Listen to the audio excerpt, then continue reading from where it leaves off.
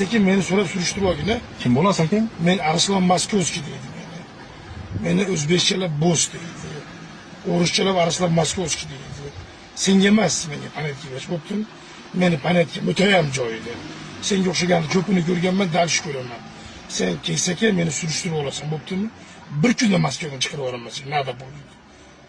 Вообще eslichilik qilmay yurgan. Meni manzilga tasha, qondan bosh kafega tasha. Yuraysan, hayda.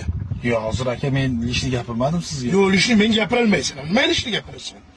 Sendan kattasini gapira olmaydi menga ishni. Yo, tushundim aka.